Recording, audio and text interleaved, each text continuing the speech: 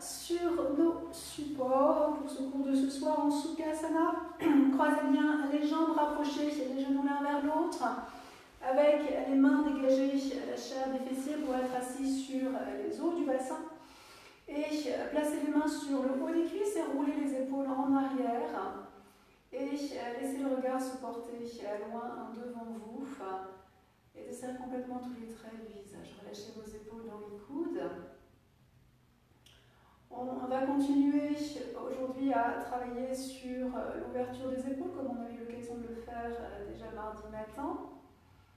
On va reprendre les premiers éléments de la série et on continuera ensuite. Donc relâchez vraiment complètement les épaules vers le sol. Laissez descendre, laissez couler. En imaginant que vous ayez beaucoup de poids sur les épaules et laissez-les complètement descendre.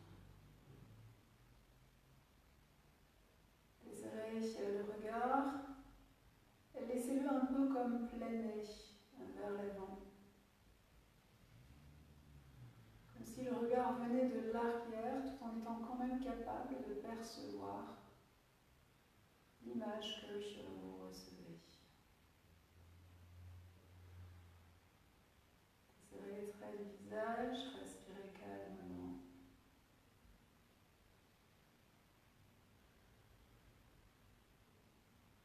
Ramenez ensuite les mains en namaskar devant la poitrine et fermez les yeux un moment.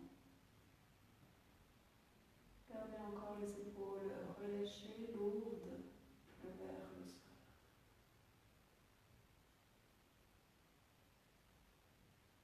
En expirant, relâchez les hanches vers les genoux, relâchez les genoux vers le sol.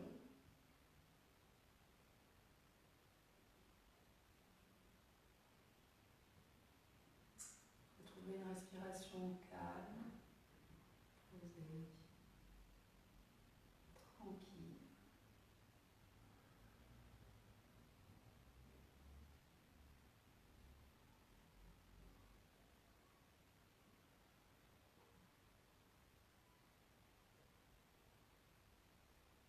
Si vous le souhaitez, nous allons chanter ensemble 3 fois le son Om. Prenez une grande inspiration.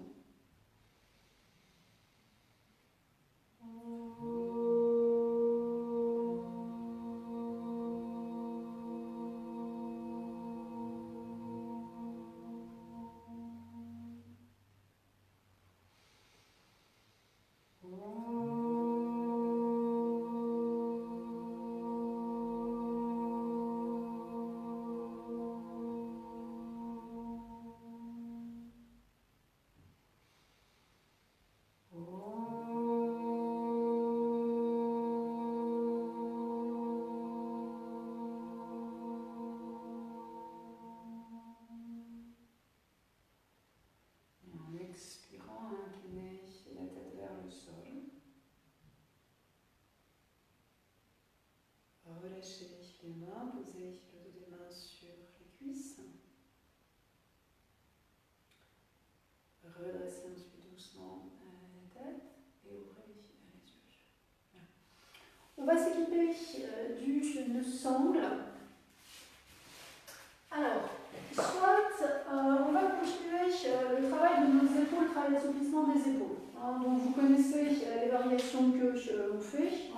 Si vous savez que c'est difficile d'attraper les doigts quand vous êtes dans les variations, gardez la sangle pour ça. Par contre, si vous n'avez pas besoin de la sangle parce que vous avez les épaules suffisamment souples et vous êtes un petit peu plus avancé, dans ces cas-là, je vous propose de mettre la sangle autour de vos chevilles. Et vous serrez la sangle. Alors un conseil, ne serrez pas trop parce qu'après on regrette. Et vous allez tourner la sangle de manière à avoir la boucle dirigée vers les fessiers et non pas vers les orteils.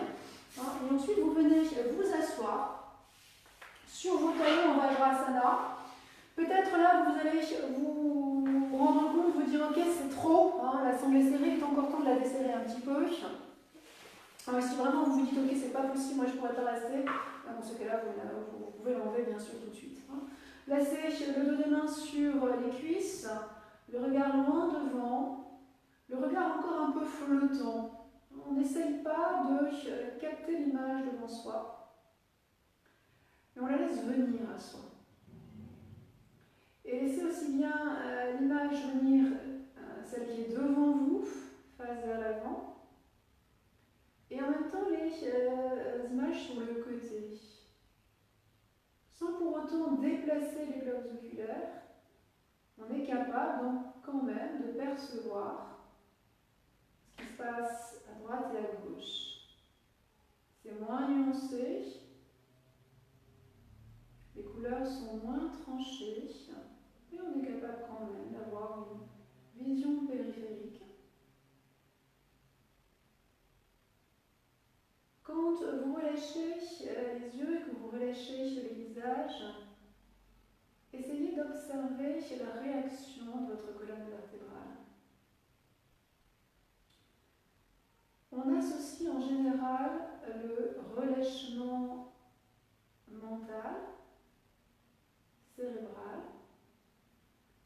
à une forme d'invitation au sommeil. Et tout notre propos, évidemment, dans notre pratique, c'est de garder ce relâchement, cette détente cérébrale, mais en même temps d'être actif physiquement. Le propos n'est pas de nous endormir, c'est bien de travailler, d'être actif. Et le propos est surtout d'être conscient de ce que l'on fait. Si le cerveau est extrêmement actif et agité, on sera peut-être effectivement dans une activité physique, mais qui ne sera pas consciente. On voudrait bien sûr être complètement conscient de notre pratique. Et j'allais dire même la pratique dans les moindres détails, quand on est vraiment dans des ajustements précis et un nombre d'actions plus ou moins élevés. Donc quand vous relâchez les yeux, qui sont en lien avec le cerveau, et que vous détendez donc le cerveau, vérifiez la réaction de la colonne vertébrale, gardez-la active. Gardez-la profondément éveillée. On va chercher bien sûr à se redresser, à étirer cette colonne vertébrale. Vérifiez surtout que vous respectez bien les courbures, notamment lombaires si vous êtes souple. Ne changez rien dans le bas du dos. Lâchez encore les épaules. Donc on continue ce travail sur la ceinture scapulaire qu'on avait débuté en début de semaine. Quand on parle de ceinture scapulaire, on parle bien sûr des clavicules, de l'articulation de l'épaule en tant que telle. On parle des omoplates et de l'ensemble des chaînes musculaires, bien sûr, pour mettre en mouvement ces différentes parties osseuses. Ce terme de ceinture scapulaire est utilisé, bien sûr, à bon escient, puisque ça entoure vraiment tout le haut du buste. Vous allez amener les mains derrière, croisez vos doigts. Ne tendez pas les bras tout de suite. On aimerait maintenant amener les épaules en arrière. Vous savez que c'est une action que l'on fait souvent dans les cours, de manière un peu rapide, on dit rouler les épaules en arrière. Bon, c'est bien, mais pour ce qui nous concerne aujourd'hui, c'est largement insuffisant. Donc, n'amenez pas les épaules en arrière. Elles vont être amenées vers l'arrière. Mais c'est pas, l'intention première n'est pas dans les épaules. Élargissez d'abord les clavicules vers les épaules. Vous allez sentir qu'il y a des muscles ici, la touffe sur le devant, comme une forme de tapis qui épouse vraiment les côtes, qui épouse la clavicule, qui épouse le haut de l'épaule. Utilisez ces muscles-là qui tapissent et étirez-les. Allez, allongez-les vers les épaules. Vous allez sentir déjà que les épaules reculent. Et voyez que ce n'est pas l'intention première dans les épaules. Ensuite, poussez les omoplates en avant. Insistez surtout sur la partie haute de l'omoplate et non pas sur la partie basse. Et voyez comment les épaules encore reculent. J'insiste, ne soyez pas dans la conscience des épaules, mais des clavicules et des omoplates. Voyez la relation des os antérieurs et postérieurs du haut de la cage thoracique avec le mouvement articulaire de l'épaule. Ensuite, vous allez séparer un peu les mains des fessiers, tendre vos bras. Vous allez voir que maintenant, quand vous avez tendu les bras, la partie antérieure de l'épaule ici est encore un peu trop avancée, sans tourner dans les coudes, ou en tout cas le moins possible. Tournez maintenant le haut des bras vers l'extérieur pour sentir l'étalement des muscles au niveau des clavicules. Allez, la première des actions qu'on avait faites. Et ensuite sentir la deuxième action des omoplates qui rentrent dans le dos et la partie supérieure des omoplates qui se pousse en avant vers le sternum. Là, vous allez constater normalement qu'il y a encore un dernier travail à engager qui est celui des trapèzes. Essayez d'observer comment le haut des trapèzes est collé encore sur la nuque. Descendez ensuite les doigts vers le sol et faites coulisser toute cette chaîne musculaire supérieure du dos le long des omoplates. Maintenant, observez, en fonction du placement des clavicules et des omoplates, le positionnement articulaire de l'épaule.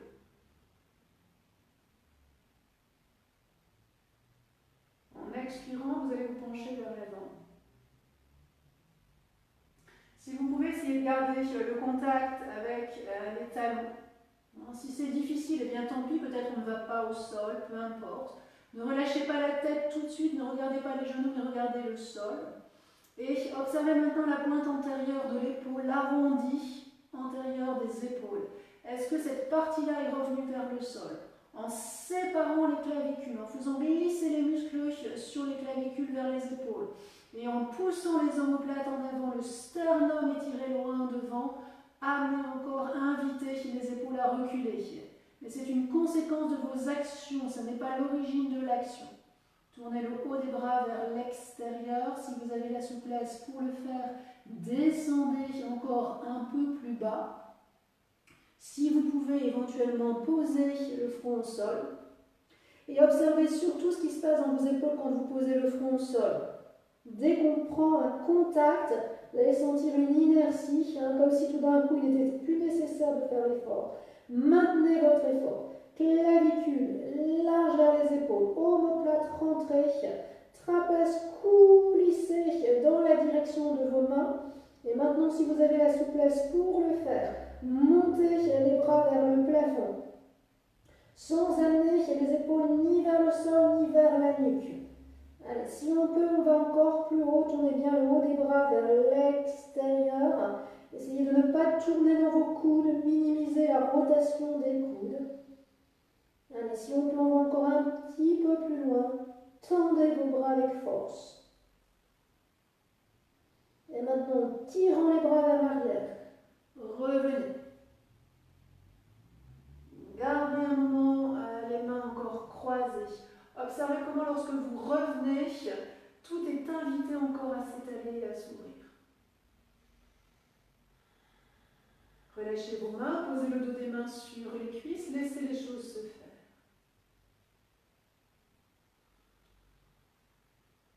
Laissez la ceinture scapulaire maintenant s'ouvrir d'elle-même. Changez le croisement des doigts derrière. Séparez encore les clavicules, élargissez par les muscles de la partie haute de la cage thoracique. Poussez le haut des omoplates en avant, tournez le haut des bras vers l'extérieur, tendez les bras. Et en expirant, inclinez le buste vers l'avant.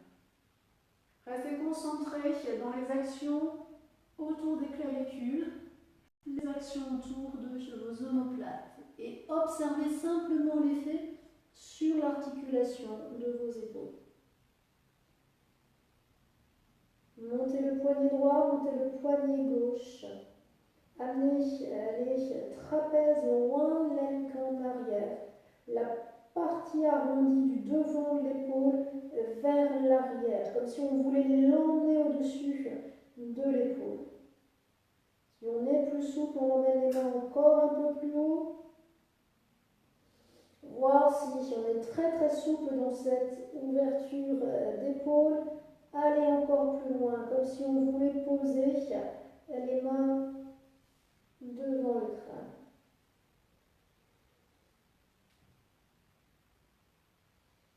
Bien, tirez ensuite les mains pour revenir en arrière. Reposez le dos des mains sur les cuisses, respirez, laissez faire. Observez l'après-travail qui se fait.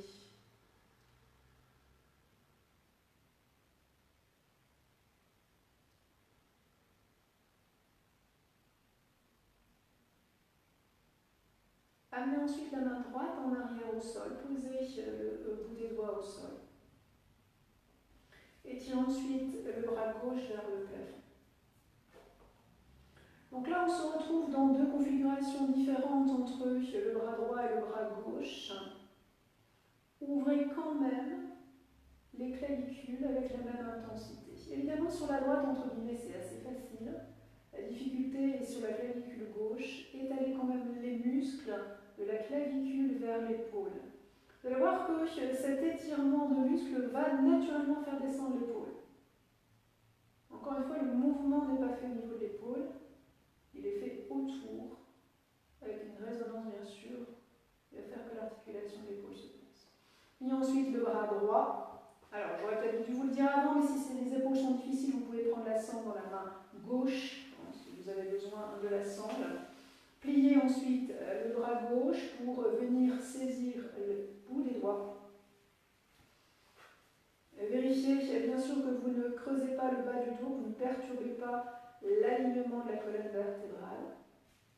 Descendez le coude droit vers le sol, montez le coude gauche vers le plafond. Et ensuite élargissez les clavicules. Allez, élargissez depuis le centre, depuis la fourchette des clavicules. Élargissez, étirez vers les épaules. Poussez le haut des omoplates en avant, pas la partie basse. La partie haute de vos omoplates. Là où les doigts sont placés, poussez en avant jusqu'à ce que vous sentiez la connexion avec le sternum. Descendez les trapèzes des omoplates et vérifiez où en est le regard. Est-ce que les yeux se sont projetés en avant avec la difficulté de la posture? Ou est-ce qu'on a toujours ce regard un peu flottant? Ce regard qui reçoit une image et non pas ce regard qui va chercher l'image.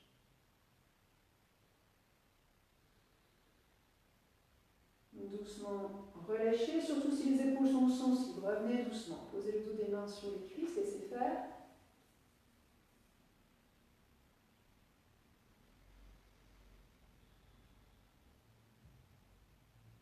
Amenez le bout des doigts ensuite de la main gauche au sol. Si vous avez besoin de la sangle, vous la prenez dans la main droite. Étirez ensuite le bras droit vers le plafond. Et réharmonisez les deux clavicules.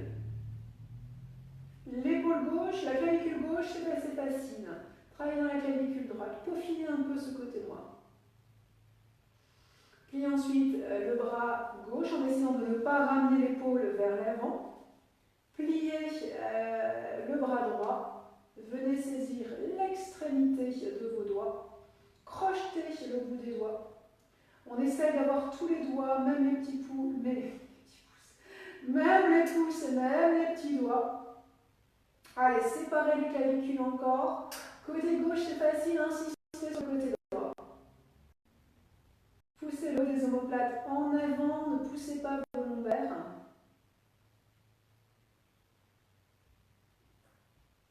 Doucement relâchez, reposez le dos des mains au sol. Observez à chaque fois que vous revenez. On a un peu l'impression parfois que dans ces postures, ça se resserre quand on est dans la posture. Finalement, quand on revient, c'est tout le contraire, ça s'étale.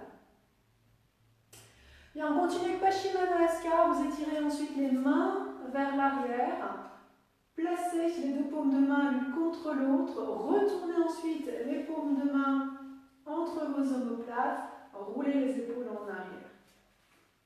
Allez, c'est la dernière posture. On essaye de tenir jusqu'au bout. Clavicule très large vers les épaules. Haut des omoplates poussées en avant. Trapèze descendu. Regard calme, doux et posé. Puis en expirant, penchez-vous vers l'avant.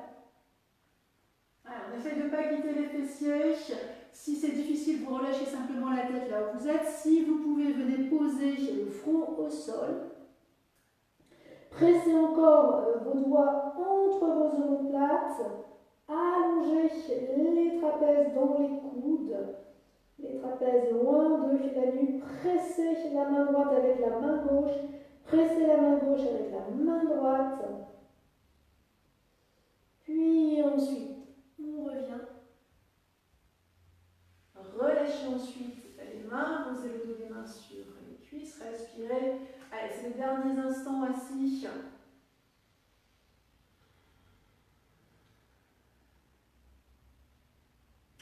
Vous allez ensuite vous soulever le bassin. Si vous aviez la sangle, eh bien vous l'enlevez. Séparez un peu vos genoux, vos pieds, si on y arrive. Si c'est pas trop engourdi. Allez, on vient se placer à quatre pattes juste un moment et vous laissez faire. Récupérez naturellement vos jambes, récupérez naturellement vos chevilles, vos pieds, vos orteils, sans rien faire du tout. Laissez faire petit à petit.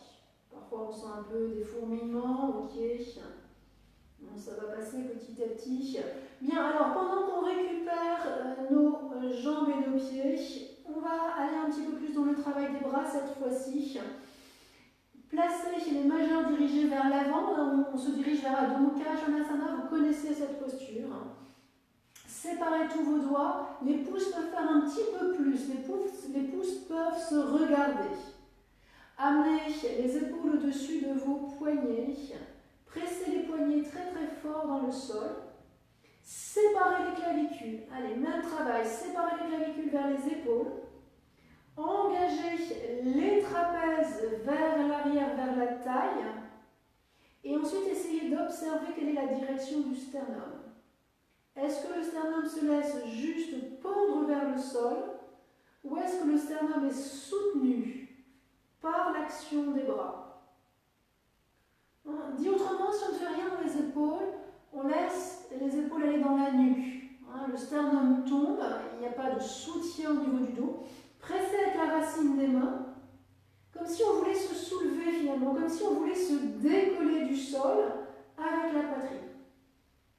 Tendez encore vos bras. Quand vous tournez le haut des bras vers l'extérieur, ne tournez pas les coudes le moins possible. Tournez bien le haut des bras. Utilisez la largeur de vos clavicules pour tourner le haut des bras. Utilisez les triceps que vous collez contre les os des bras. Retournez ensuite les orteils. Allez, peut-être les chevilles sont encore un petit peu raides, on attend encore une seconde. Puis ensuite, en retournant les orteils, en pressant les orteils dans le sol, en gardant le travail des mains et des bras, tendez les jambes. Allez, déployez-vous complètement dans cette posture.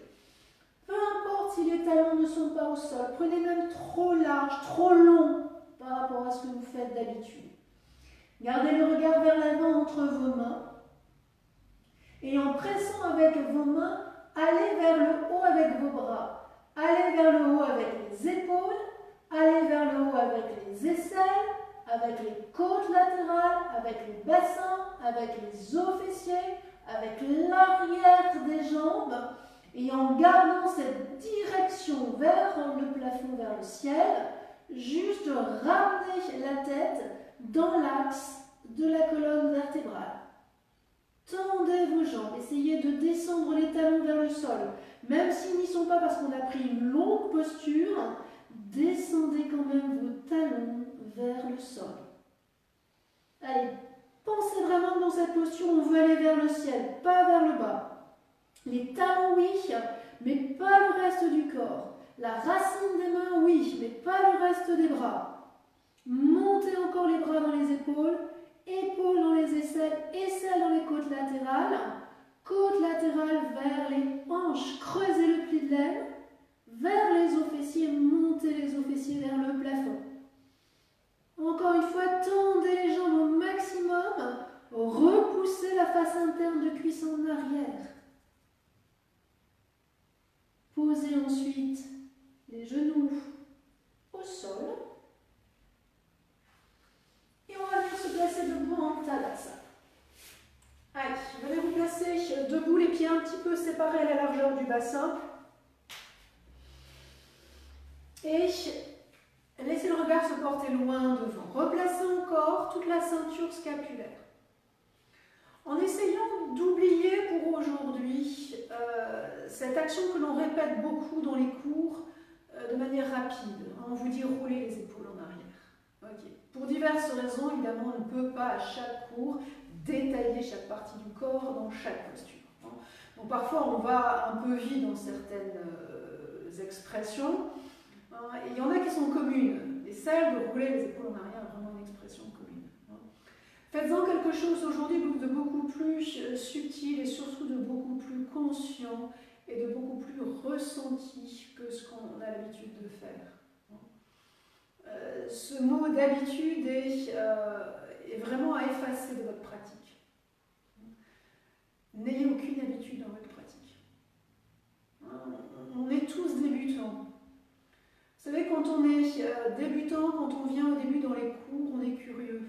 On ne connaît pas, on ne sait pas, donc on est très très attentif, on est capable vraiment de garder son attention plus longtemps que lorsqu'on est un petit peu plus avancé, on a déjà entendu un certain nombre de choses. Donc on entend mais on n'écoute plus.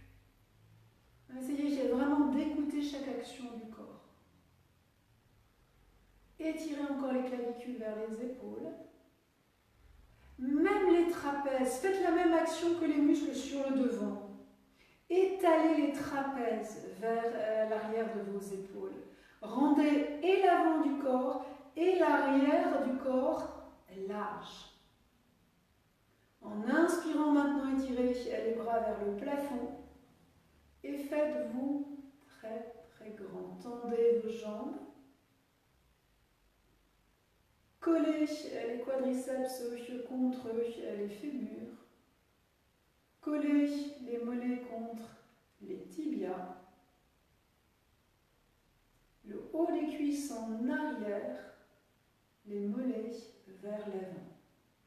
Allongez vos bras, étirez-vous, brandissez-vous. Vérifiez que vous ne rétrécissez pas la ceinture scapulaire indépendamment du placement des bras.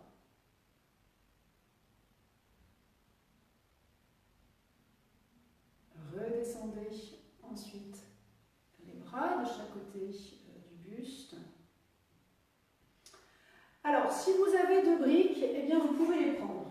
Si vous n'en avez pas, vous pouvez, bien sûr, comme d'habitude, éventuellement prendre des livres. Voilà. Si vous n'avez rien du tout, eh bien, tant pis, on se débrouille sans ça.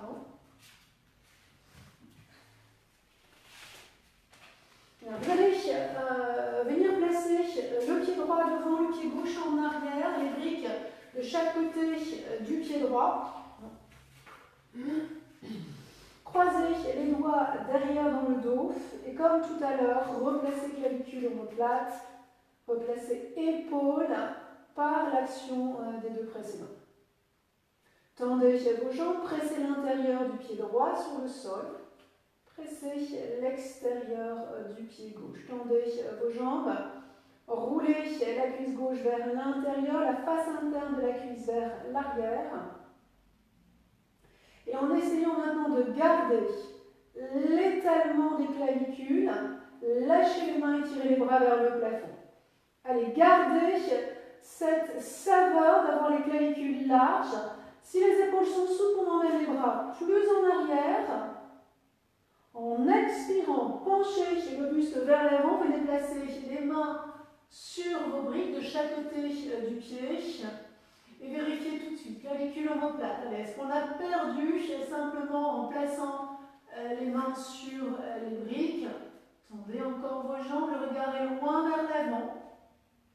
Le regard est calme, tranquille et paisible. Collez la brique droite contre le tibia droit. Placez maintenant le pouce de la main droite au niveau du pli de l'aine. Je vais changer de côté pour que vous puissiez voir. Placez le pouce droit au niveau du pli de l'aine droit et avec le pouce, reculez la hanche en arrière. Venez ensuite placer la main gauche sur la brique à droite. Posez le plat de la main, mais en même temps repoussez-vous. Étirez-vous vers l'avant. Le regard est encore loin devant. Et maintenant, revisitez le placement de vos clavicules. Étalez étalez les muscles sur le devant. Reculez la hanche avec la main droite et ouvrez les clavicules. Éloignez les deux épaules loin l'une de l'autre. Reposez les deux mains sur vos briques. Remettez les mains sur les hanches et redressez le buste. Ramenez les deux pieds l'un à côté de l'autre. Et on fait le deuxième côté, amenez le pied gauche en avant, je rechange pour être du bon côté par rapport à vous. Pied gauche en avant, pied droit en arrière. On passe juste quelques instants par Parsvottanasana. Croisez les doigts derrière, changez le croisement des doigts par rapport à tout à l'heure. Et quand vous placez vos épaules, essayez vraiment de sentir comment vous faites les actions. Est-ce que c'est juste une réaction parce qu'on sait, on a l'habitude, on connaît quand les mains sont derrière, on roule les épaules? Sortez de cette habitude. Étalez les muscles devant les clavicules. Étalez même les muscles autour des omoplates. Bon, évidemment, avec cette variation, c'est un peu plus difficile. On essaie quand même d'aller vers ça. Gardez cette saveur de largeur dans vos clavicules. Puis en inspirant, étirez les bras vers le plafond. Allez, c'est encore large, c'est ouvert. Le sternum est stimulé par l'ouverture des clavicules. En expirant maintenant, penchez-vous vers l'avant. Venez placer les mains à plat sur vos briques. Le regard loin devant. Allongez le buste. Placez ensuite le pouce gauche au niveau de la hanche à gauche. Reculez la hanche gauche par le pouce et venez placer le plat de la main droite sur la brique à gauche. On est dans un début de torsion. Pour le moment, le propos n'est pas tellement la torsion, mais le placement de tout l'ensemble de votre ceinture scapulaire, ce qu'on avait préparé tout à l'heure. Allez, travaillez d'abord dans cet ajustement-là. Bien sûr, on va commencer à sentir que la colonne vertébrale a envie de tourner. Pour le moment, on n'allait pas loin dans la torsion. Mais insistez sur le travail du haut du corps. Revenez ensuite, posez les mains sur les briques. Redressez le buste et rapprochez les deux pieds l'un de l'autre. Alors, on va continuer encore par l'Ivrita Trikonasana. Soit vous avez un mur, et dans ces cas-là, vous pouvez vous approcher du mur. Hein, c'est le plus intéressant pour ce qu'on a à faire aujourd'hui. Si vous n'avez pas de mur, vous pouvez prendre une chaise. Donc, je vais montrer la première variation avec la chaise, sans aller complètement dans la posture.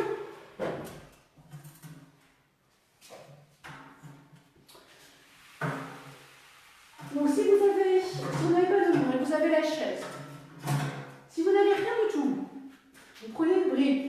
Si vous n'avez pas de brique, vous poserez la main sur le tibia.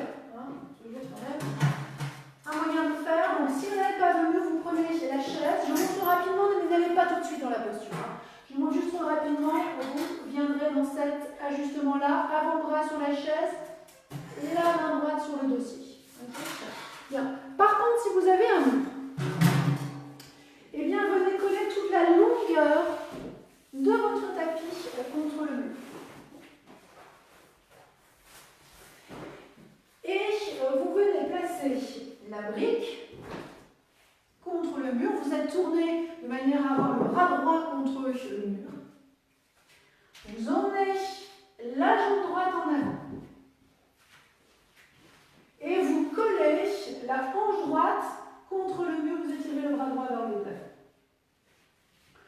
On se retrouve dans Parsvottanasana, d'une certaine manière, en tout cas le début de posture de Parsvottanasana. Utilisez le mur pour aligner vos hanches. Tout à l'heure, on avait avec le pouce droit reculé la hanche droite.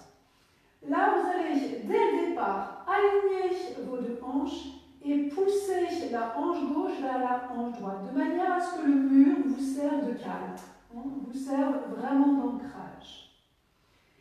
Vous allez amener la main droite en arrière. Alors, peut-être on a l'épaule sensible. Et amener la main dans cette direction-là, ça peut être difficile pour l'articulation. Si vraiment c'est votre cas, tant pis. Allez dans cette direction-là vers le bas. Ce sera moins intense, ok. Non, mais si vous avez mal au bras, enfin à l'épaule surtout, ne forcez pas. Si vous pouvez, tirez le bras droit vers le plafond. Tournez la paume de main vers le mur et venez placer la main au mur derrière vous. Assez rapidement, étirez le bras gauche. En expirant, penchez-vous vers l'avant.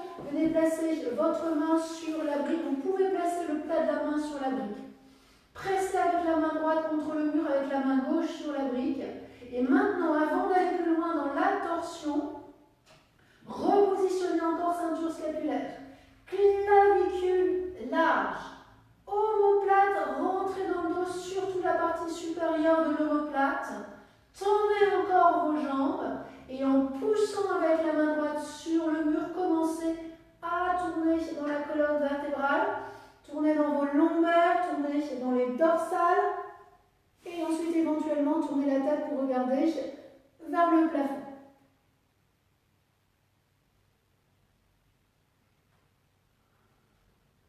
Et inspirez, revenez.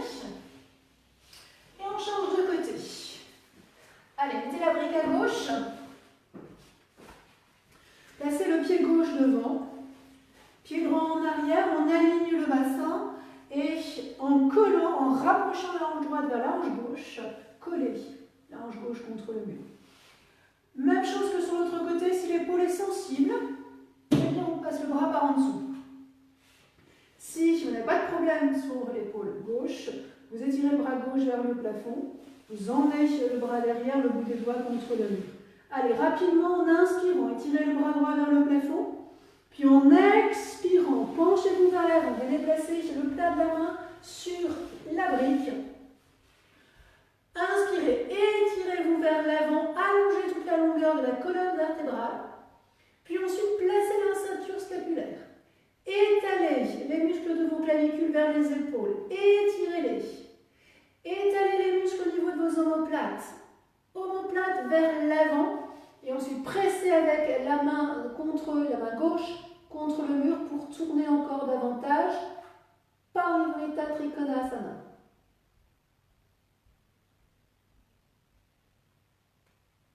Puis inspirez et revenez.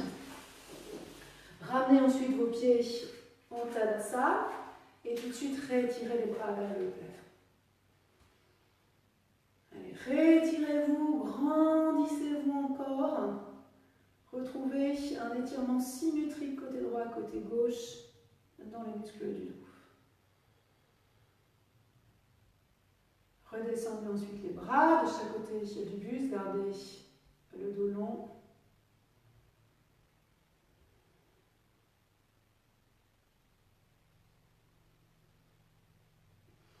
Nous continuons avec les préparations Parivrtta Parjakonasana. Si vous avez une couverture, prenez une couverture.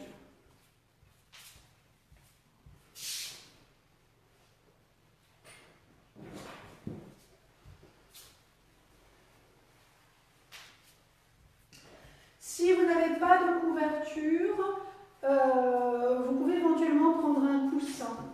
Ce serait une bonne idée, ou alors éventuellement vous pliez votre tapis, on n'a pas besoin de toute la longueur, vous pliez votre tapis pour avoir quand même un contact au sol un petit peu plus moelleux.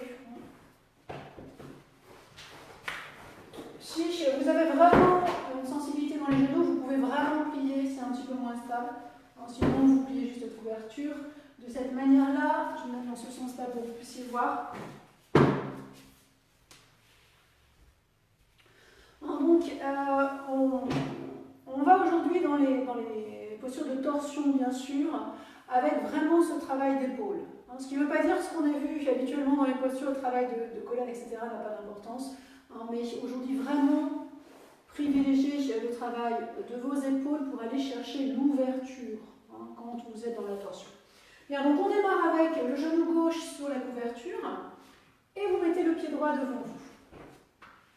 Étalez les orteils du pied gauche dans le sol, allongez le tibia et pressez le tibia dans le sol. Maintenant, en inspirant, étirez les bras vers le plafond et amenez l'os fessier droit vers l'arrière du genou droit. Allez, on essaye non seulement de descendre, mais en même temps d'étirer l'ischio-jambier sous la jambe vers le genou, de manière à travailler un petit peu aussi dans les hanches. Clavicule large, omoplate poussée en avant. Descendez la main droite sur la hanche gauche et venez placer le coude gauche à l'extérieur du genou droit. Et là, à nouveau, on refait un point, ceinture scapulaire. Qu'est-ce qui se passe dans ce début de posture? Évidemment, le côté droit est libre, donc large. Sur le côté gauche, c'est rétréci. Vous allez insister maintenant sur le contact entre le genou et le coude. Repoussez le genou en arrière et ouvrez la clavicule gauche par votre rotation. N'essayez pas pour le moment d'aller vers la cuisse. Au contraire, repoussez-vous. Repoussez intensément le coude avec le genou avec le coude pour ouvrir la clavicule gauche. Allez, sentez comment ça engage la rotation. Et on revient, on change de côté. Jambe gauche en arrière, jambe droite en avant. Laissez le pied droit devant vous. Inspirez, tirez les bras vers le plafond. Allez vers l'avant, comme si on voulait s'asseoir sur la hanche. Attention, si vous êtes très très souple, mettez de la résistance dans l'ischio-jambier évidemment. Et ensuite, on emmène l'os fessier vers l'arrière du genou. Si on est plus souple, on descend plus bas. Tournez vers la gauche, placez la main gauche sur la hanche, coude droit à l'extérieur du genou gauche. Avec la main gauche, descendez la hanche. Avec le coude droit, repoussez le genou droit vers l'intérieur pour ouvrir la clavicule droite. Allez, essayez d'étaler les muscles de cette clavicule par la force que vous mettez entre le coude et le genou. Si ça va pour vos cervicales, vous pouvez tourner le regard vers le plafond.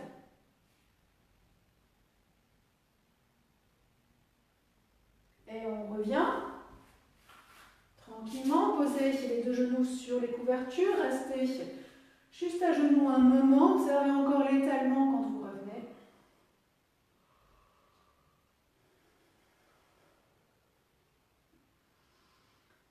Deuxième variation, vous emmenez pied droit en avant.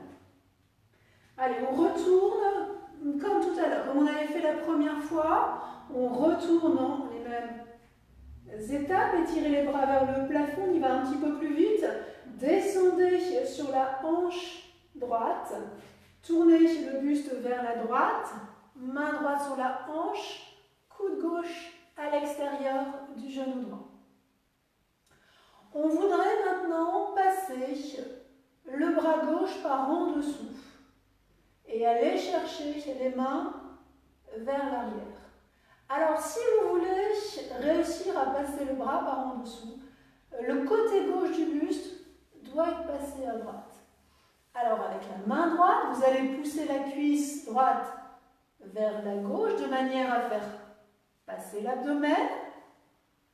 Une première fois. Une deuxième fois, vous faites passer les côtes. Encore une fois, vous faites passer l'aisselle. Encore une fois, vous faites passer l'épaule à droite. Puis ensuite, vous venez placer le bras gauche sous la cuisse droite. Roulez le bras droit en arrière. Saisissez les doigts si vous pouvez.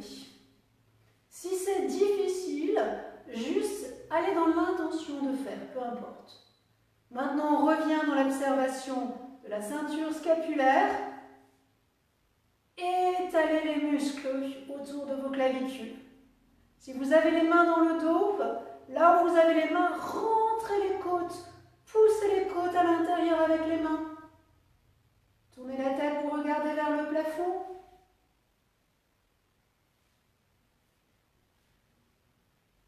Et on revient doucement. Cette variation un peu puissante, revenez à genoux. Revenez vous asseoir un moment. Et laissez le souffle revenir. Comme la variation la plus puissante, évidemment, il y a un travail profond sur la colonne vertébrale. Ce travail de stimulation de la colonne amène une inspiration plus profonde. Prenez le temps de la laisser venir.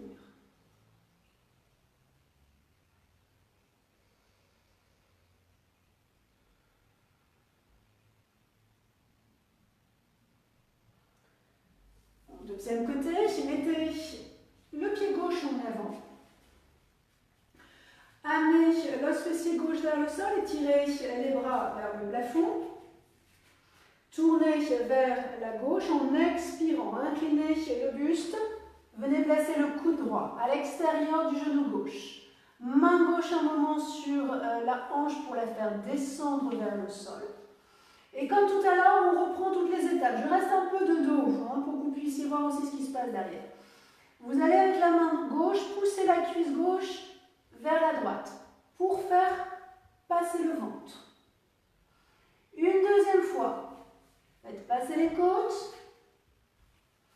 Encore une fois, faites passer les selles. Une dernière fois, faites passer l'épaule. Puis ensuite, placez le bras droit en dessous de la cuisse gauche, pardon. Amenez le bras gauche en arrière et saisissez avec les mains. Quand vous êtes dans cette posture, maintenant vérifiez la ceinture scapulaire, surtout au niveau des clavicules. Étalez les muscles au niveau des clavicules. Sur la gauche, c'est facile. Utilisez l'ouverture de la gauche pour aller chercher l'ouverture à droite. Si vous pouvez tourner la tête pour regarder vers le plafond, là où vous sentez le dos de la main gauche dans le dos, poussez les côtes, rentrez les côtes du dos. Et revenez. Revenez doucement, reposez les pieds au sol, asseyez-vous sur vos talons, respirez. Allez, prenez ce qui vient. Prenez ce qui vient de la profondeur.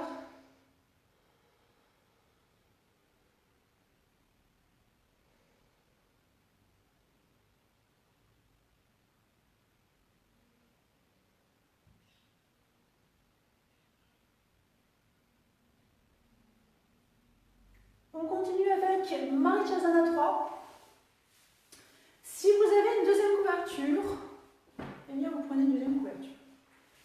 Si vous n'en avez pas, vous pouvez prendre votre brique. Et si vous n'avez pas de brique non plus, eh bien vous restez simplement au sol.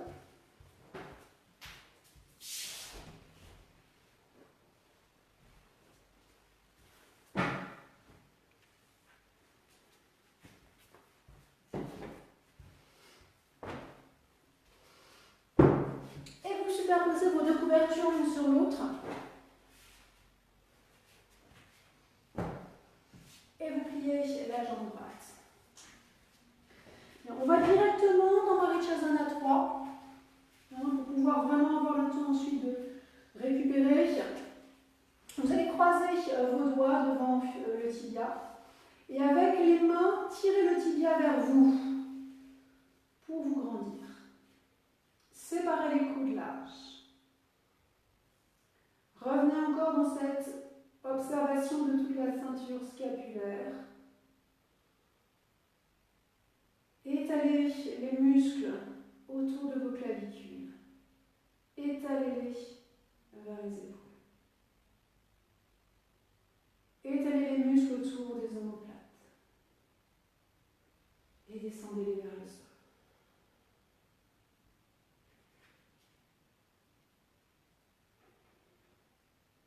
Gardez la main droite sur le tibia. Venez placer le coude à l'extérieur, le coude gauche à l'extérieur du genou droit. Placez la main droite au sol derrière vous. Étirez l'avant-bras gauche, les doigts de la main gauche et redressez-vous.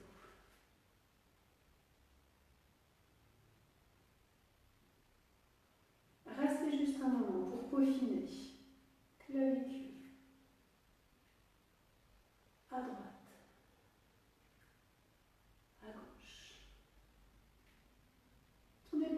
de suite.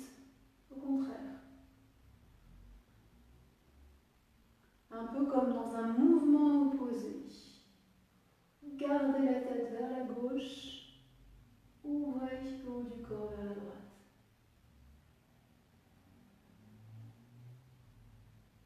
Sentez cette torsion dans le dos qui est amenée par l'ouverture des épaules.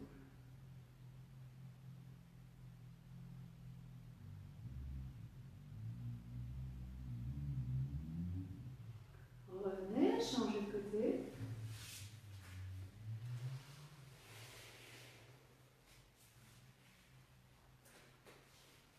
Croisez les doigts devant vous, repoussez le tibia vers vous, tirez le tibia vers vous, élargissez les coudes, les bras actifs, tendez la jambe droite, poussez bien le talon droit vers l'avant. On se grandit, on se redresse.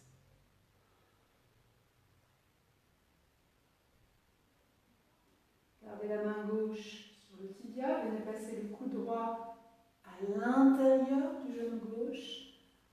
Placez ensuite la main gauche au sol et redressez. Le regard pour le moment dans la direction du pied droit. Utilisez la main derrière pour vous redresser. On a déjà vu souvent dans les cours que dans les torsions, le plus important c'est l'étirement. Ça reste bien sûr vrai. Aujourd'hui, je cible juste un petit peu plus dans la ceinture scapulaire. Évidemment, tout ce qu'on fait habituellement reste vrai. Étalez la clavicule gauche pour permettre à la clavicule droite de s'ouvrir. Ne mettez pas la main gauche trop en arrière pour pouvoir absorber et rentrer le creux du dos.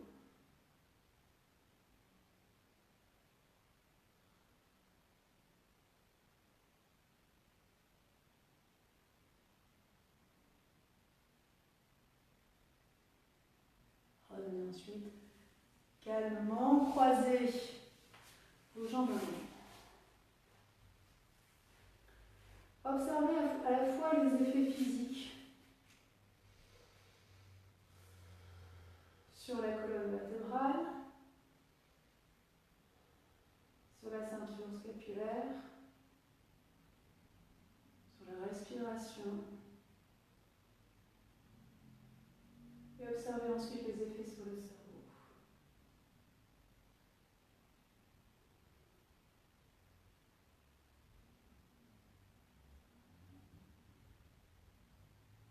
Observez l'apaisement qui suit les torsions.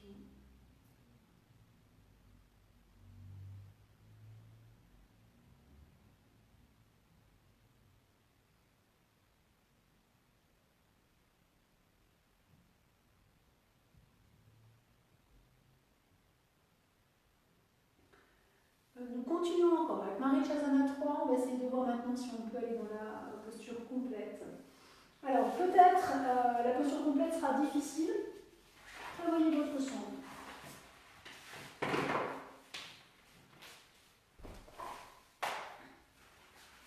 Tendez les deux jambes devant vous. Vous êtes assis sur le bord avant de l'ouverture. Pliez la jambe droite. Alors, si vous avez besoin de la sangle, si vous ne savez pas, vous pouvez la préparer, sait-on jamais, elle sera disponible. Donc là, j'ai la jambe droite fléchie. Vous venez placer la sangle autour, donc devant la cuisse gauche, autour de la hanche gauche et derrière, de manière à ce qu'elle soit vraiment accessible là où vous allez arriver dans cette variation. Bien, on redémarre comme on avait fait dans la première étape, avec les doigts croisés contre le tibia. Repoussez le tibia vers vous et redressez.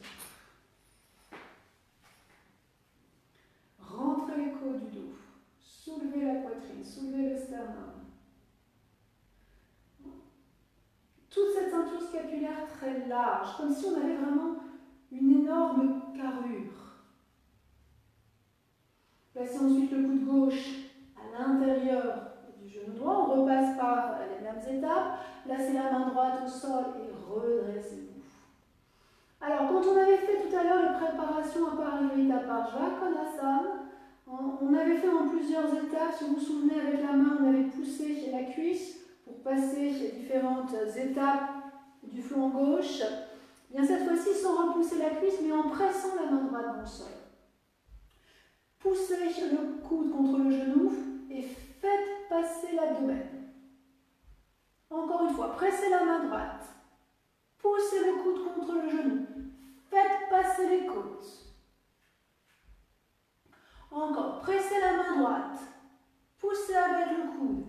Faites passer l'aisselle. Dernière étape, pressez la main droite. Repoussez le genou avec le coude. Faites passer l'épaule. Ensuite, entourez la jambe droite avec la main gauche.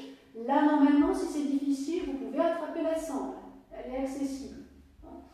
Si vous êtes plus souple, entourez la main droite derrière et saisissez les doigts. Si c'est difficile, vous saisissez la sangle.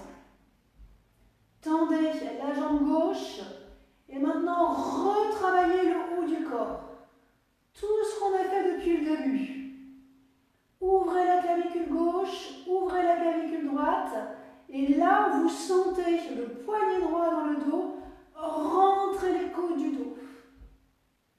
Restez et respirez.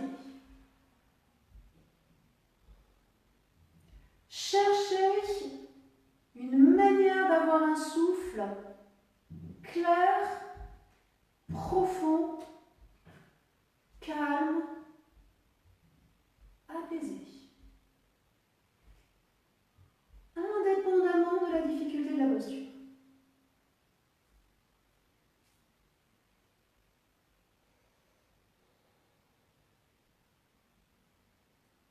Revenez, doucement, hein, c'est plus puissant.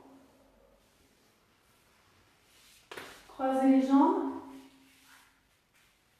Allez, observez entre les deux côtés.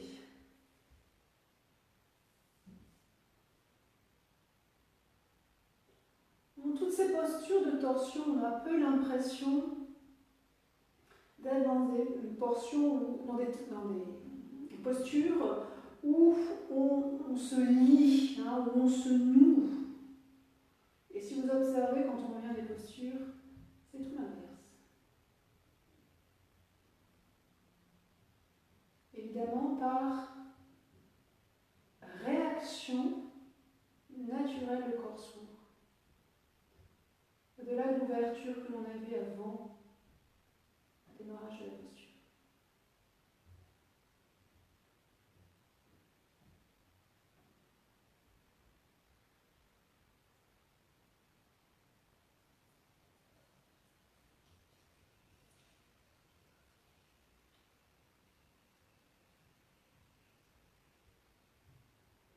Allez, on finit Marichyasana 3, deuxième côté. Vous retendez la jambe droite. Vous pliez la jambe gauche, croisez les doigts devant le tibia. Avec les deux mains, tirez le tibia vers vous pour vous grandir, bien sûr, toujours, hein, c'est la base de nos torsions. Venez placer le coude droit à l'extérieur du genou gauche. Main gauche au sol. Allez, d'abord on se redresse. Et là, on essaie juste au début de faire un premier point. On sait bien sûr que si on veut tourner vers la gauche, c'est le flanc droit qui doit être passé. On voudrait faire passer le flanc à l'extérieur de la jambe gauche. On fait un premier bilan, on essaye de voir comment ça se passe pour le moment. Et ensuite, on y va dans nos 4 phases. Pressez la main gauche. Poussez le coude contre le genou, faites passer le ventre de la droite vers la gauche. Deuxième étape, pressez la main, poussez avec le coude, faites passer les côtes.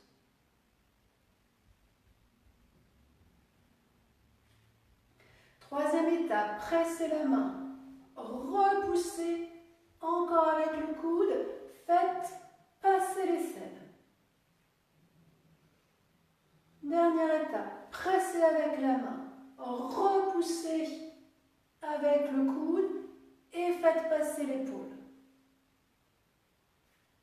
Descendez ensuite l'avant-bras. Contournez la jambe gauche avec le bras droit. Enroulez le bras gauche derrière et saisissez ou les doigts ou la sangle. Je ne vais pas rappeler de poser la sangle avant. J'espère que vous l'avez fait. Et ensuite, on reste, on essaie de trouver un souffle, un trajet de souffle clair.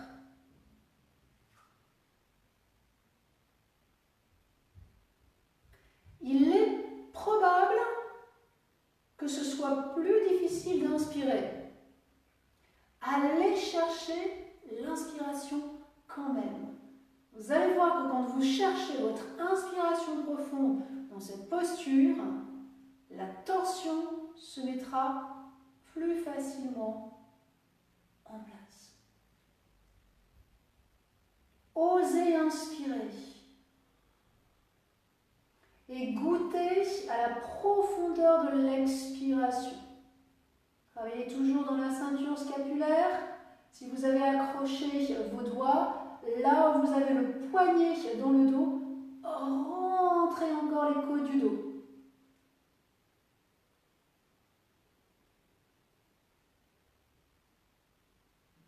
Et on revient tranquillement. Croisez vos jambes. Posez les mains sur les genoux. Et goûtez à la saveur du retour de la posture.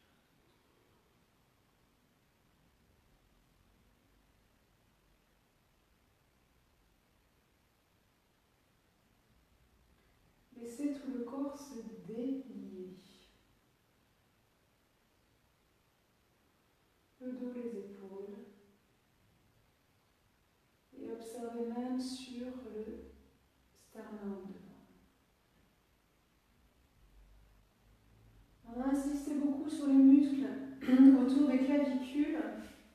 Essayez d'observer les muscles en dessous, les muscles le long du sternum, les muscles de chaque côté du sternum.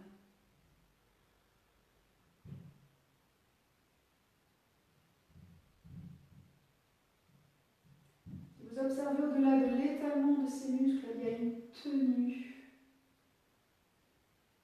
du sternum et des côtes naturelle lorsque vous revenez.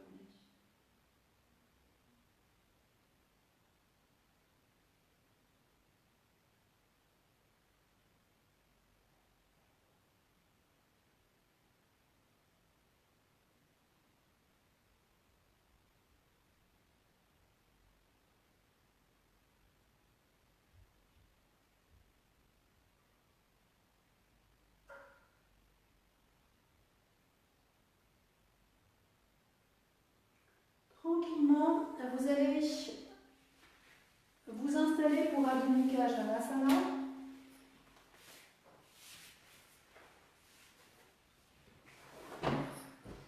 De manière à vraiment retrouver de la longueur dans le dos. Et faites-le vraiment comme une posture de retour après vos torsions. Pas vraiment pour la posture elle-même, mais pour vous faire du bien après ce qu'on a fait. Pour détendre les muscles du dos. Alors, plus exactement pour étendre pour le moment les muscles du dos.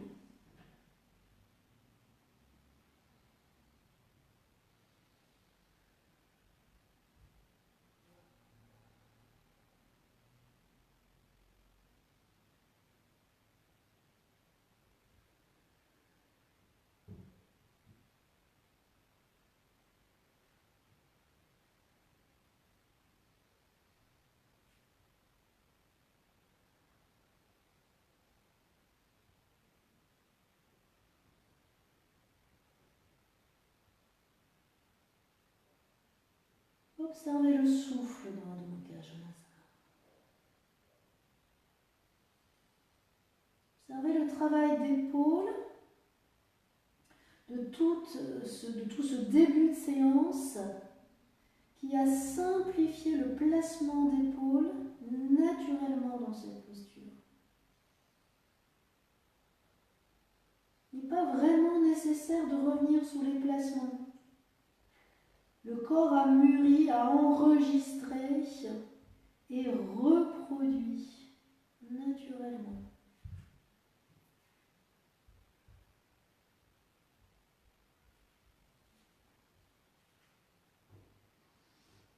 Reposez ensuite les genoux au sol. Revenez vous asseoir au moment Vajrasana.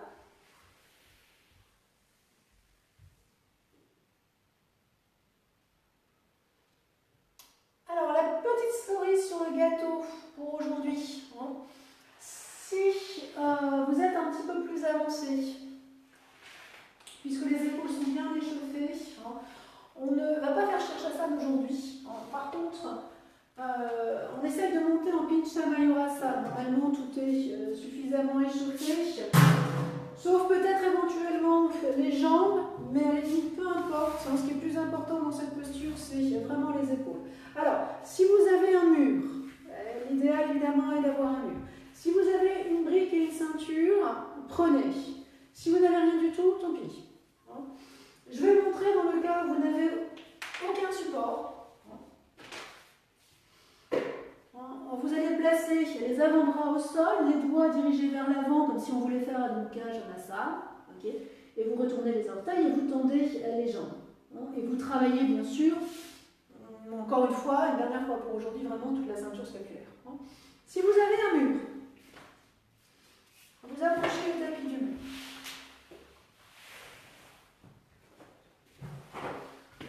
Si vous avez une brique, vous mettez la brique contre le mur. Vous avez la sangle, vous mettez la sangle autour de vos épaules, c'est la sangle de Sarvangasana.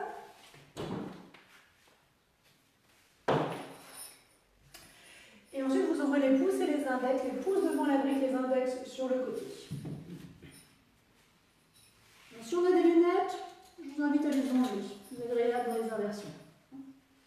Allez, pressez avec vos coudes dans le sol. C'est encore un peu chaud au niveau des épaules, c'est encore échauffé. Utilisez tout le travail de ce début de pratique que vous repositionnez déjà avant de faire quoi que ce soit, déjà avec les genoux au sol. Élargissez, élargissez, élargissez, créez de l'espace. Retournez ensuite les orteils, tendez vos jambes. Résistez avec tout l'avant, clavicule, avec l'arrière, omoplate. Et maintenant, si vous êtes plus avancé et que vous savez que vous pouvez faire la posture, n'allez pas dans des postures hasardeuses que vous ne connaissez pas. Si vous ne connaissez pas, vous restez dans cette variation-là. Si vous connaissez, vous avancez un pied en avant, le pied droit ou le pied gauche, peu importe. Vous montez la jambe gauche vers le plafond et vous lancez la jambe contre le mur pour monter en Pincha Mayurasana. Pour le moment, regardez vers le sol. Soulevez les talons vers le plafond. Allez, toute la ceinture scapulaire active, large, le haut des bras, montez dans les aisselles montées dans les côtes montées dans le bassin. Quelques instants encore, allongez vos jambes. Et ensuite, tout doucement, revenez. Posez les deux pieds au sol. Revenez vous installer en Vajrasana. Dos les mains sur les cuisses. Et respirez. Observez l'état mental dans lequel vous êtes lorsque vous sortez de cette posture.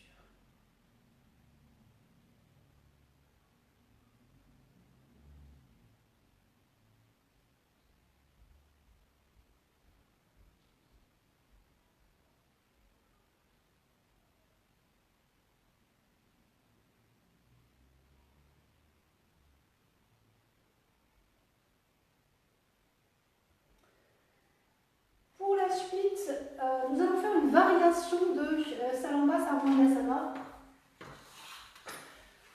Je présuppose que pour la majorité d'entre vous, vous n'avez pas les couvertures nécessaires pour faire la posture. Donc on va trouver une façon de faire, une variante, bien sûr.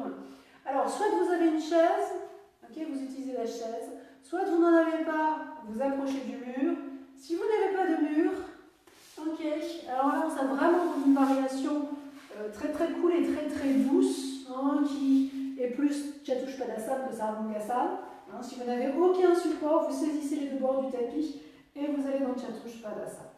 Encore une fois, ce qu'on veut travailler, ce sont les épaules. Vous connaissez Sarvangasana, vous connaissez cette expression de dégager les épaules, et bien vous vous installez dans cette posture-là. Si vous avez le mur, vous approchez un peu du mur, vous pressez les pieds contre le mur, vous attrapez les deux bords du tapis et vous montez. Okay. Si vous avez une chaise, on a un petit peu plus d'aisance avec la chaise et on peut même travailler un petit peu plus facilement les épaules. Dans ces cas-là, vous prenez votre chaise et vous la collez contre le mur. Vous vous asseyez assez proche de la chaise de manière à attraper les pieds de la chaise et vous venez placer vos propres pieds sur le rebord de la chaise. Vous pressez avec vos pieds, vous soulevez le bassin et vous dégagez les épaules de Sarvangasana. Vous tournez le bras droit vers l'extérieur, vous levez l'omoplate pour venir vous placer sur l'épaule. Vous tournez le bras gauche, vous soulevez l'omoplate gauche pour venir vous installer sur l'épaule gauche. Alors, évidemment, habituellement, on fait Sarvangasana avec des couvertures pour protéger la nuque. Si vous avez la nuque sensible, je vous propose juste de rester dans cette variation. Si même déjà cette variation est difficile, laissez un peu le bassin tomber vers le sol. N'allez pas aussi loin. Maintenant, si vous êtes à l'aise dans cette posture, vous montez le bassin vers le plafond. Au lieu de venir placer les mains comme habituellement dans Sarvangasana, vous allez placer les pouces sous le sacrum. On peut commencer avec le côté droit. Pouce droit sur le sacrum, les autres doigts sur le côté du bassin. Même chose à gauche. Pouce sous le sacrum, les doigts sur le côté du bassin. Si vous observez, on retrouve le calme de l'abdomen que l'on ressent dans Setu Bandha Sarvangasana quand on met la brique sous le sacrum. Le début, c'est le même, ce sont les mêmes effets.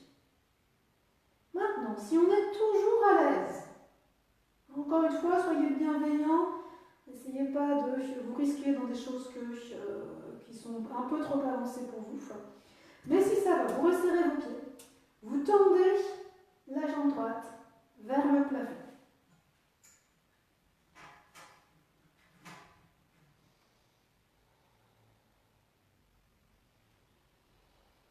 Soulevez bien encore vos omoplates, sternum vers le menton. Reposez, pied droit sur la chaise. Tendez la jambe gauche vers le plafond. Si vous avez le mur, normalement, vous pouvez le faire aussi. C'est un petit peu plus difficile. Tendez la jambe gauche. Reposez, pied gauche au sol. Repassez bien les pouces sous le sacrum. Les doigts sur le côté qui soutiennent le bassin. Tendez ensuite la jambe droite vers le plafond. Et ensuite, tendez la jambe gauche. On est dans une forme de Viparita Karani.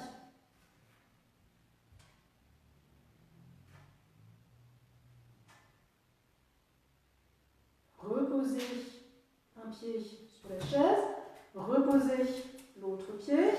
On reste encore un peu dans la posture. On voit si on peut faire une dernière fois. On essaye d'inverser le travail des jambes. Allez, je ne sais plus ce que j'ai dit tout à l'heure, mais on fait l'inverse. Je crois qu'on avait d'abord tendu la jambe droite, on va tendre la jambe gauche. Si c'était l'inverse, c'est bien fait du côté opposé. Et ensuite, tendez la jambe droite vers le plafond.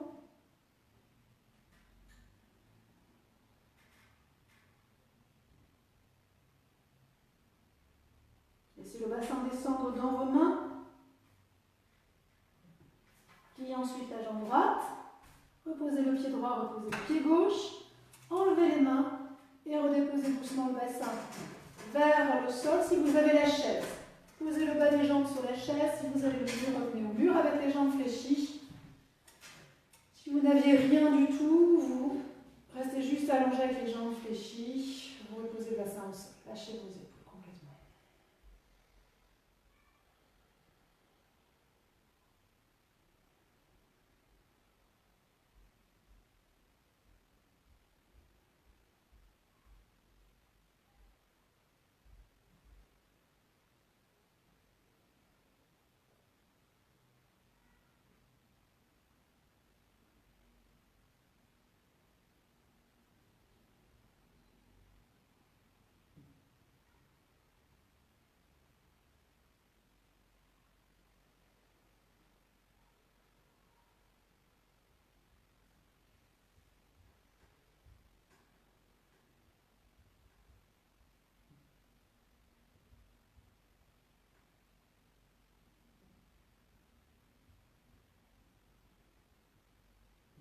Tournez ensuite sur le côté pour sortir de la posture.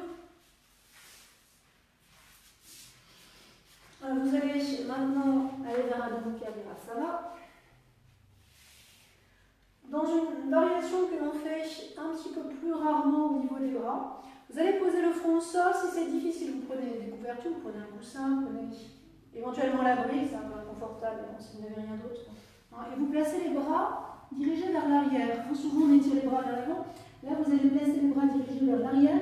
Vous ouvrez suffisamment pour que les épaules, les mains puissent tomber, que les coudes puissent tomber aussi au sol. Et vous restez un moment comme ça.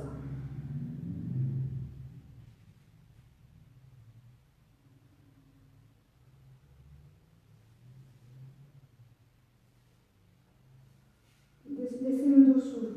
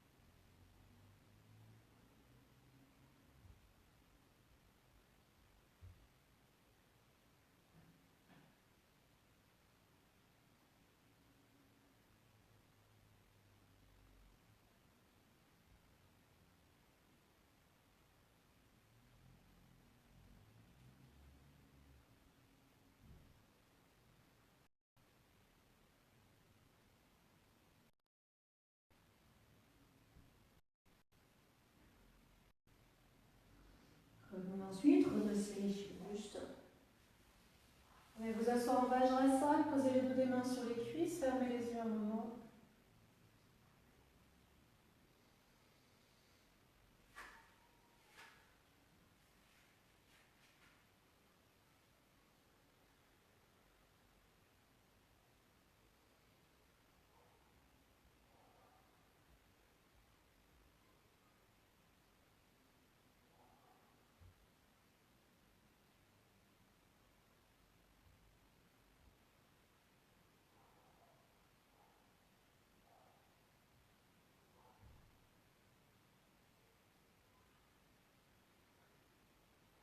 Vous allez ensuite vous installer tranquillement pour Shavasana. Prenez le temps vraiment de vous installer confortablement. Si vous avez une couverture, je vous propose de mettre la couverture sous la tête. Ça permettra de relâcher plus facilement les cervicales, de relâcher plus facilement tous les muscles autour de la nuque. Si toutefois il y avait eu un peu de tension dans la pratique, couvrez-vous bien sûr avant si vous sentez que vous vous refroidissez.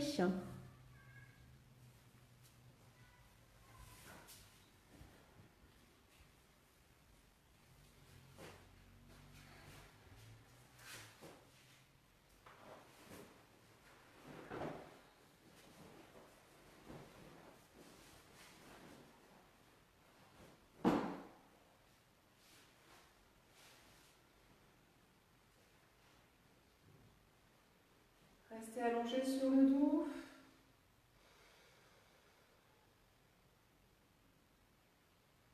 Lâchez tout.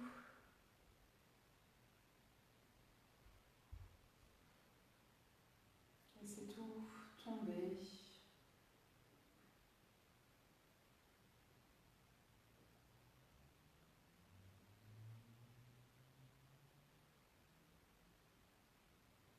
Laissez toutes les sensations physiques générées par la pratique venir à vous, en essayant de ne rien intellectualiser, de ne surtout pas interpréter ce que vous ressentez. Soyez juste dans ce temps de Shavasana, juste dans cet échange du corps avec le corps.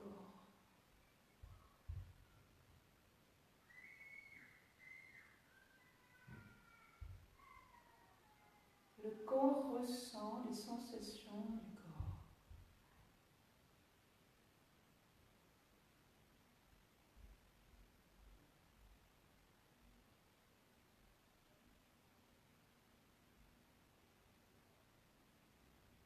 La capacité d'interprétation absente, complètement.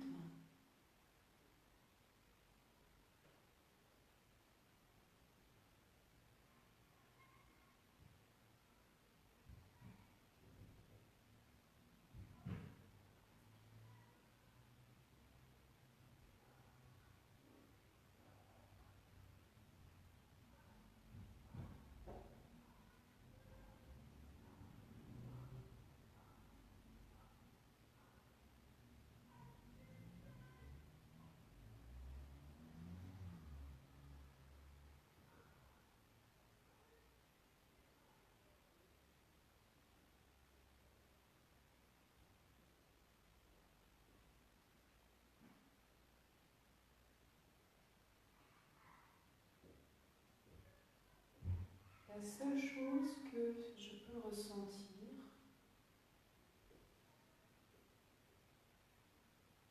ce sont les sensations de l'instant présent.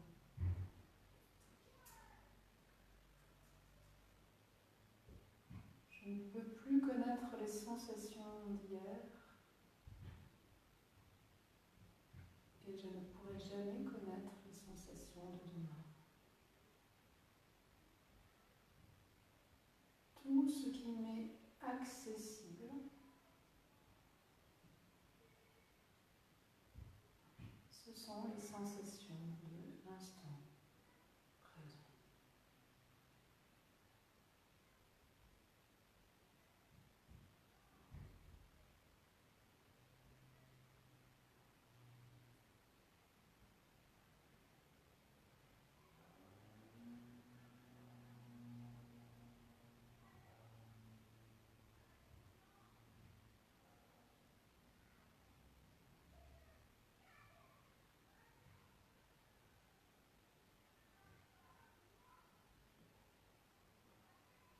Quand on arrive dans cette phase de Shavasana,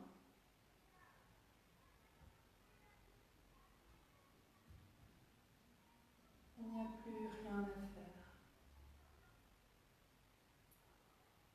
Tout ce qui devait être fait a été fait.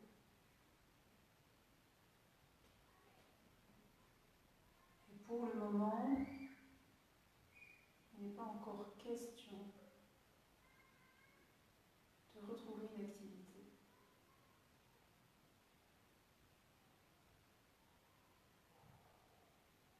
Goûtez à cet entre-deux, où je reçois les effets de ma pratique, sans être absorbé par ce qui se passera ensuite.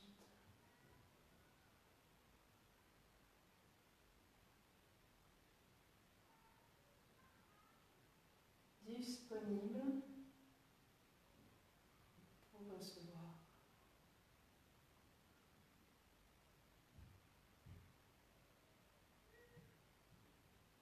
Recevoir n'est pas une action.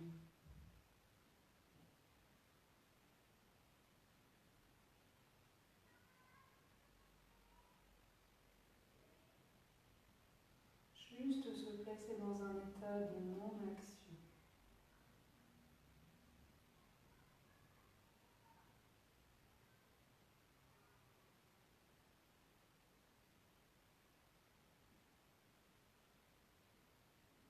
Je me laisse juste toucher par la pratique.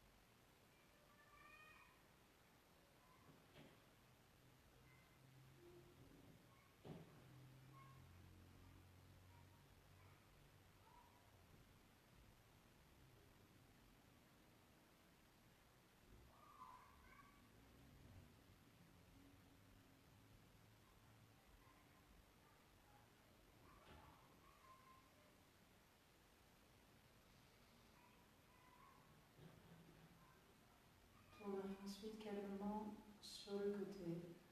Prenez le temps.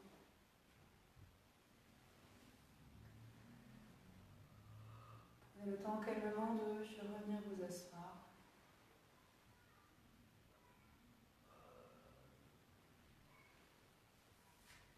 Ramenez ensuite les mains.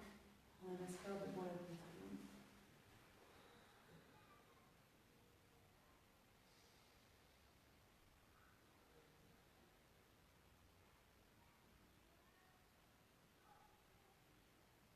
En expirant, inclinez la tête vers le sol.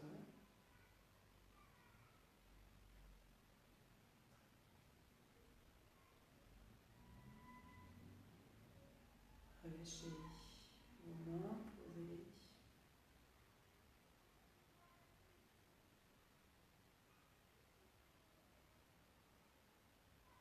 Redressez ensuite doucement la tête.